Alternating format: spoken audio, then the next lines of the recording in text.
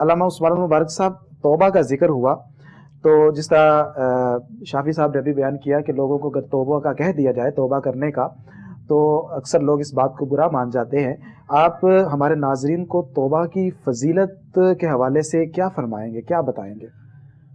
قبلہ شاہ جی، آپ کی بات کو ہی آگے بڑھاتے ہوئے کہ ہمارے معاشرے کی پہلے تو رسم نہیں رہ گئی، عادت نہیں ہے توبہ کرنے کی. اب کسی کو کہہ دو نا توبہ کو، کہتے ہیں میں کیتا کی ہے.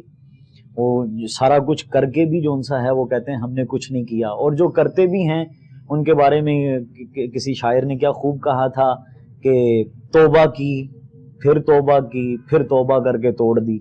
میری ایسی توبہ پہ توبہ بھی توبہ کر اٹھی. توبہ بھی جو ہے نا وہ توبہ کرتی ہے کہ یہ کیسی توبہ ہے کہ ابھی رات کو جناب والا یہ بندہ مسجد کے اندر گڑ گڑا رہا تھا، معافی مانگ رہا تھا، اور اب جو ان سا ہے وہ پھر اپنی زندگی کے اندر بیک ٹو نارمل ہو گیا. اس کی زندگی کے اندر بالکل بھی کوئی تبدیلی نہیں آئی. نبی پاک صلی اللہ علیہ وسلم ارشاد فرماتے ہیں، مسلم شریف کا بڑا خوبصورت، حضور نے ایک بہترین انداز کے اندر توبہ کی فضیلت بیان فرماتے ہوئے آپ نے ارشاد فرمایا کہ ایک شخص ہے کہ جو صحرا کے اندر جا رہا ہے، اپنی سواری اس کے ساتھ ہے، سواری کے اوپر ساز و سامان، کھانا پینا سارا کچھ اس کے ساتھ ہے، اور وہ صحرا کے اندر دور دراز سفر کے اندر نکل رہا ہے. حضور علیہ السلام نے فرمایا اچانک وہ کسی سائے کے اندر نیچے بیٹھا اور آنکھ لگ گئی، سو گیا. دیکھتا ہے آنکھ کھلتے ہی کہ میری سواری، میرا پانی، میرا کھانا کچھ بھی موجود نہیں ہے. حضور علیہ السلام نے فرمایا اب وہ اتنا پریشان ہوا کہ وہ پاس بیٹھ کر سوائے موت کے اس کے پاس اور کوئی راستہ نہیں رہ گیا. اب وہ موت کا انتظار کر رہا تھا.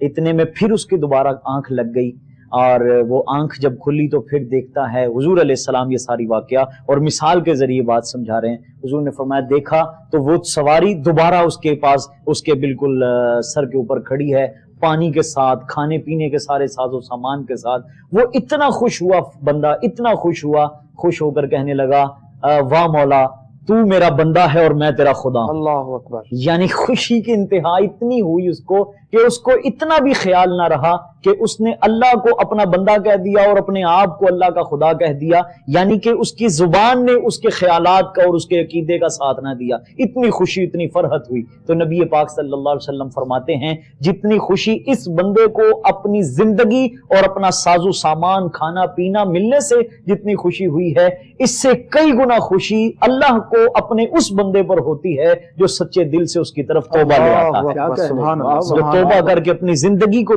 چینج کر لیتا ہے اور اپنی زندگیوں کو اس کی فرما برداری کی طرف لے آتا ہے. اور اللہ تعالیٰ اتنا خوش ہوتا ہے قرآن کریم کے اندر، تو اللہ نے ایسی آیت مبارکہ اور حیران کر دینے والی آیت مبارکہ یہ قبلہ شاہ جی، اللہ نے فرمایا اولئک یبدل اللہ سیئاتہم حسنات، کہ ہم جس نے 100 سال گناہ کیے ہوں، شرک کیا ہو، زنا کیا ہو، بدکاریاں کی ہوں، سود کھائے ہوں، ہر قسم کی پروردگار کی نافرمانیاں کی ہوں، 100 سال تک چاہے کیے ہوں، ایک ندامت کا، شرمندگی کا آنسو بہا کر اپنی لائف کو چینج کرتے ہوئے اللہ کی بارگاہ میں توبہ کر لیتا ہے. پروردگار یہ میرے ہاتھ کھڑے ہیں، آئندہ کے بعد میری یہ زندگی سے توبہ ہے، آئندہ کے بعد وہ ہوگا جو تیرا احکامات اور تیرے اوامر و نواہی ہیں. اللہ تعالیٰ فرماتا ہے کہ میں اس کے 100 سال کے گناہوں کو نیکیوں کے اندر تبدیل کر دیتا ہوں. سبحان اللہ. جتنی بھی زندگی کے گناہ ہوں اس کو میں نیکیوں کے اندر تبدیل کر دوں. پہلے جتنا بڑا پاپی تھا اب اتنا ہی بڑا متقی بن جاتا ہے.